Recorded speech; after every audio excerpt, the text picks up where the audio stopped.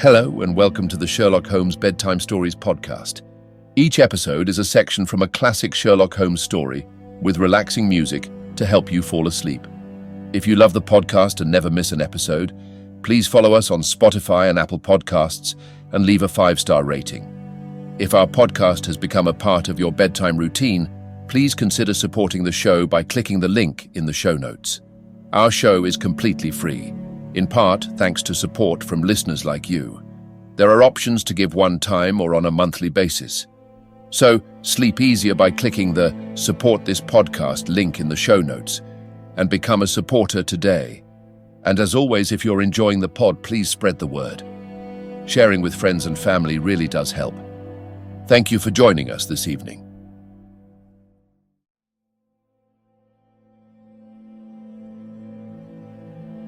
Now it's time to relax. Let your body fall into a comfortable position in your bed and drift gently into a state of total relaxation with tonight's story. The Adventure of the Norwood Builder. Part 1. From the point of view of the criminal expert, said Mr. Sherlock Holmes, London has become a singularly uninteresting city since the death of the late lamented Professor Moriarty.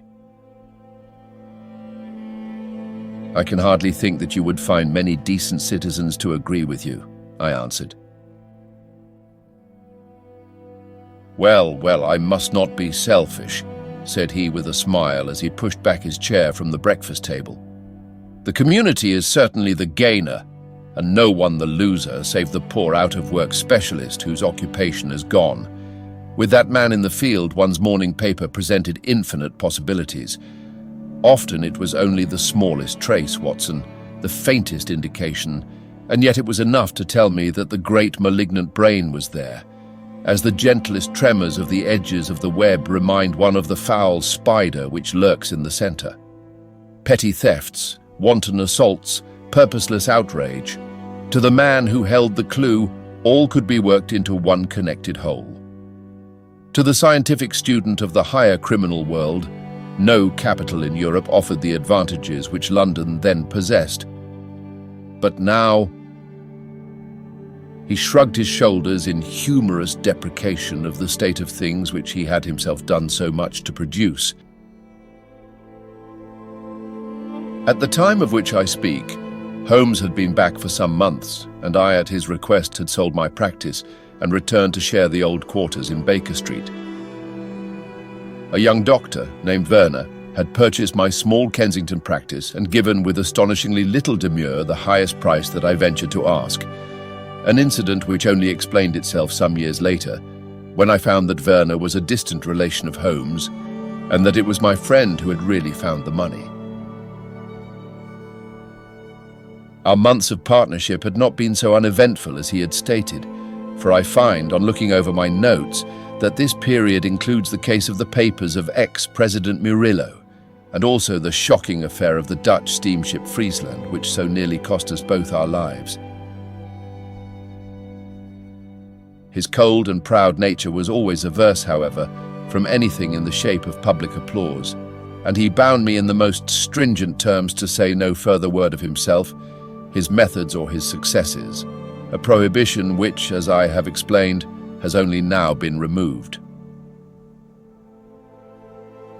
Mr. Sherlock Holmes was leaning back in his chair after his whimsical protest and was unfolding his morning paper in a leisurely fashion when our attention was arrested by a tremendous ring at the bell, followed immediately by a hollow drumming sound as if someone were beating on the outer door with his fist. As it opened, there came a tumultuous rush into the hall. Rapid feet clattered up the stair, and an instant later a wild-eyed and frantic young man, pale, disheveled, and palpitating, burst into the room. He looked from one to the other of us, and under our gaze of inquiry he became conscious that some apology was needed for this unceremonious entry. "I'm sorry, Mr. Holmes," he cried. "You mustn't blame me. I am nearly mad. Mr. Holmes, I am the unhappy John Hector McFarlane."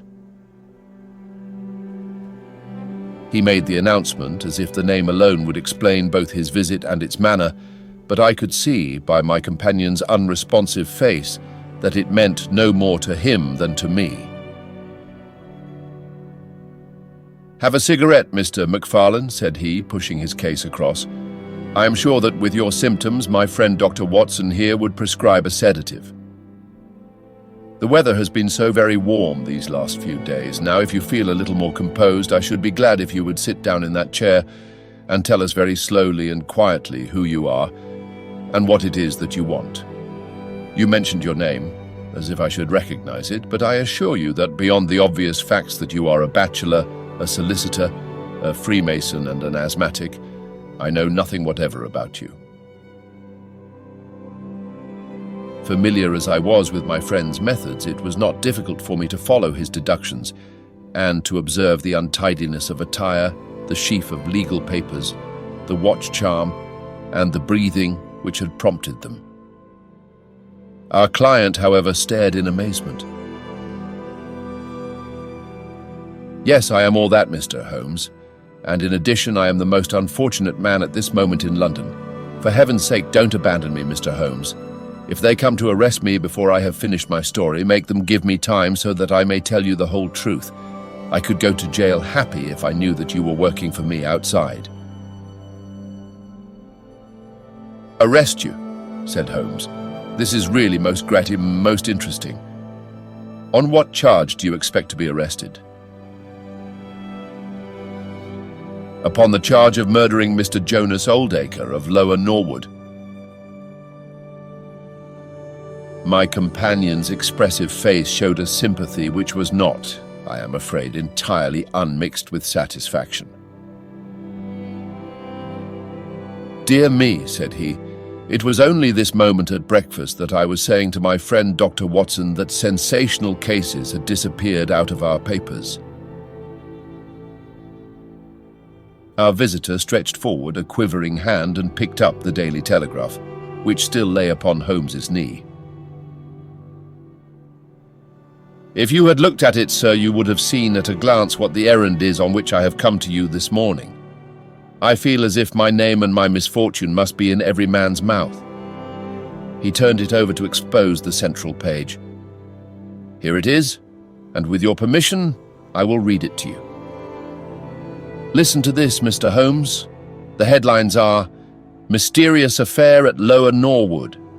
Disappearance of a well-known builder. Suspicion of murder and arson. A clue to the criminal.' That is the clue which they are already following, Mr. Holmes, and I know that it leads infallibly to me. I have been followed from London Bridge Station, and I am sure that they are only waiting for the warrant to arrest me. It will break my mother's heart. It will break her heart." He wrung his hands in an agony of apprehension and swayed backward and forward in his chair. I looked with interest upon this man who was accused of being the perpetrator of a crime of violence. He was flaxen-haired and handsome, in a washed-out negative fashion, with frightened blue eyes and a clean-shaven face with a weak, sensitive mouth. His age may have been about 27, his dress and bearing that of a gentleman. From the pocket of his light summer overcoat protruded the bundle of endorsed papers which proclaimed his profession. "We must use what time we have," said Holmes. "Watson, would you have the kindness to take the paper and to read the paragraph in question?" Underneath the vigorous headlines which our client had quoted, I read the following suggestive narrative. "Late last night or early this morning, an incident occurred at Lower Norwood which points, it is feared, to a serious crime. Mr. Jonas Oldacre is a well-known resident of that suburb, where he has carried on his business as a builder for many years. Mr. Oldacre is a bachelor, 52 years of age, and lives in Deep Dean House, at the Sydenham end of the road of that name. He has had the reputation of being a man of eccentric habits, secretive and retiring. For some years he has practically withdrawn from the business, in which he is said to have amassed considerable wealth. A small timber yard still exists, however, at the back of the house. And last night, about 12 o'clock, an alarm was given that one of the stacks was on fire. The engines were soon upon the spot, but the dry wood burned with great fury, and it was impossible to arrest the conflagration until the stack had been entirely consumed. Up to this point, the incident bore the appearance of an ordinary accident, but fresh indications seemed to point to serious crime. Surprise was expressed at the absence of the master of the establishment from the scene of the fire, and an inquiry followed which showed that he had disappeared from the house. An examination of his room revealed that the bed had not been slept in, that a safe which stood in it was open, that a number of important papers were scattered about the room, and finally, that there were signs of a murderous struggle, slight traces of blood being found within the room, and an oaken walking stick, which also showed stains of blood upon the handle. It is known that Mr. Jonas Oldacre had received a late visitor in his bedroom upon that night, and the stick found has been identified as the property of this person, who is a young London solicitor named John Hector McFarlane, junior partner of Graham and McFarlane of 426, Gresham Buildings, EC.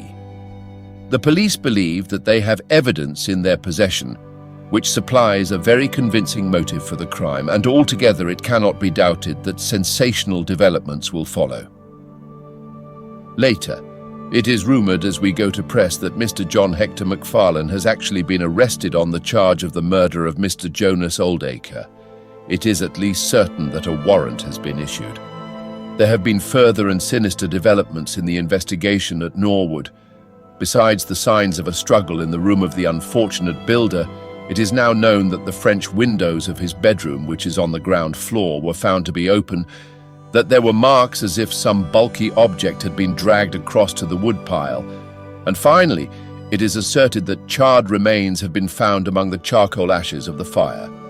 The police theory is that a most sensational crime has been committed, that the victim was clubbed to death in his own bedroom, his papers rifled, and his dead body dragged across to the wood stack, which was then ignited so as to hide all traces of the crime.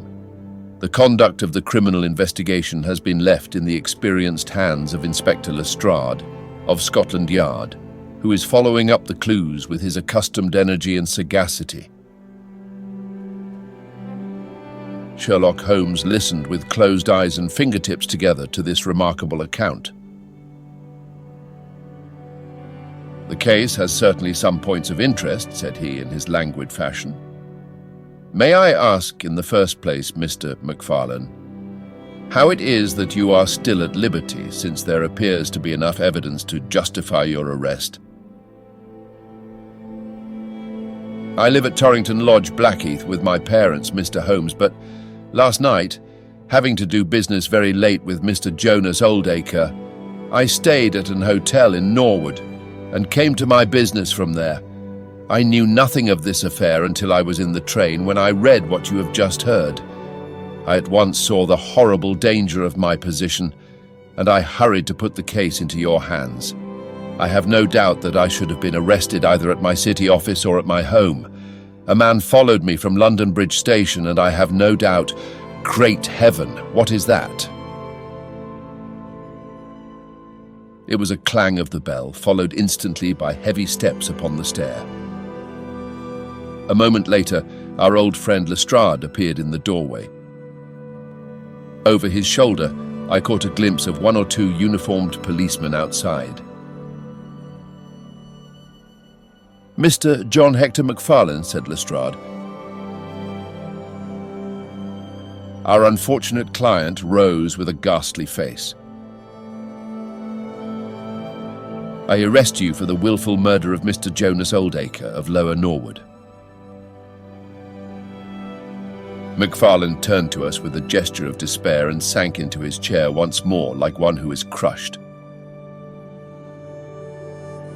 "One moment, Lestrade," said Holmes.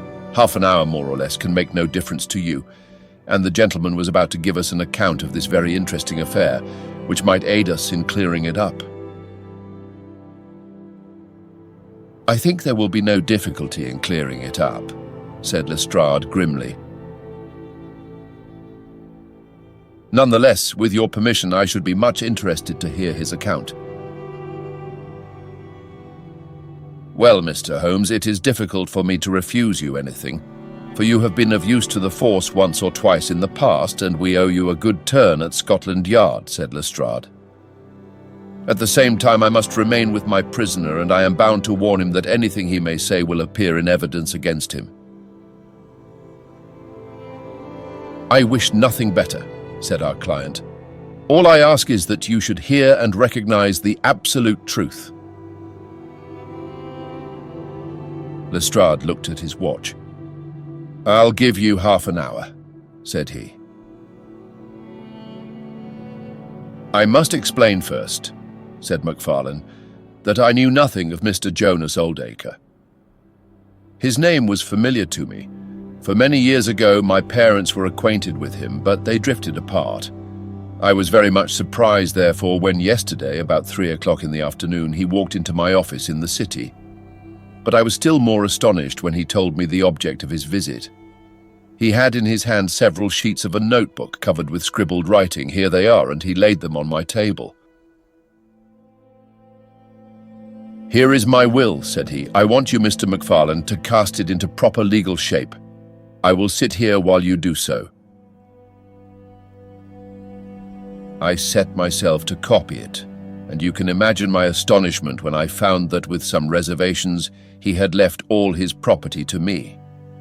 He was a strange little ferret-like man with white eyelashes, and when I looked up at him, I found his keen grey eyes fixed upon me with an amused expression.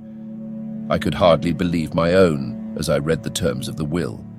But he explained that he was a bachelor with hardly any living relation, that he had known my parents in his youth, and that he had always heard of me as a very deserving young man, and was assured that his money would be in worthy hands. Of course, I could only stammer out my thanks. The will was duly finished, signed, and witnessed by my clerk. This is it on the blue paper, and these slips, as I have explained, are the rough draft. Mr. Jonas Oldacre then informed me that there were a number of documents, building leases, title deeds, mortgages, scrip, and so forth, which it was necessary that I should see and understand. He said that his mind would not be easy until the whole thing was settled, and he begged me to come out to his house at Norwood that night, bringing the will with me, and to arrange matters. Remember, my boy, not one word to your parents about the affair until everything is settled. We will keep it as a little surprise for them. He was very insistent upon this point and made me promise it faithfully. You can imagine, Mr. Holmes, that I was not in a humor to refuse him anything that he might ask. He was my benefactor, and all my desire was to carry out his wishes in every particular. I sent a telegram home, therefore, to say that I had important business on hand, and that it was impossible for me to say how late I might be. Mr. Oldacre had told me that he would like me to have supper with him at 9, as he might not be home before that hour. I had some difficulty in finding his house, however, and it was nearly past before I reached it. I found him. "One moment," said Holmes. "Who opened the door?" "A middle-aged woman who was, I suppose, his housekeeper." "And it was she, I presume, who mentioned your name?" "Exactly," said McFarlane. "Pray proceed." McFarlane wiped his damp brow and then continued his narrative. "I was shown by this woman into a sitting room where a frugal supper was laid out. Afterwards, Mr. Jonas Oldacre led me into his bedroom, in which there stood a heavy safe. This he opened and took out a mass of documents, which we went over together. It was between 11 and 12 when we finished.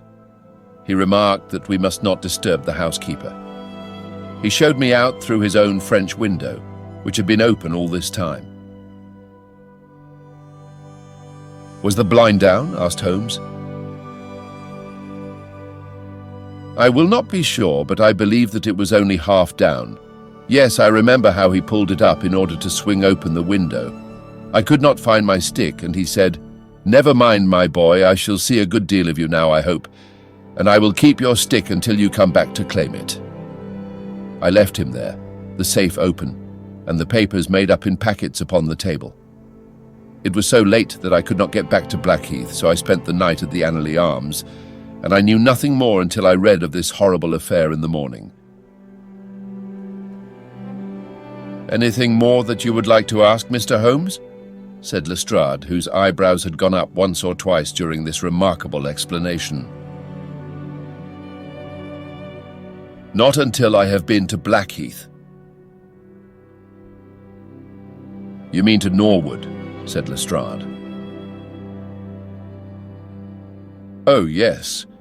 No doubt that is what I must have meant," said Holmes, with his enigmatical smile.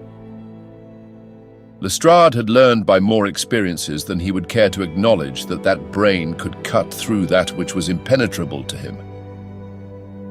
I saw him look curiously at my companion. "I think I should like to have a word with you presently, Mr. Sherlock Holmes," said he. "Now, Mr. McFarlane, 2 of my constables are at the door, and there is a 4-wheeler waiting." The wretched young man arose and with a last beseeching glance at us walked from the room. The officers conducted him to the cab, but Lestrade remained.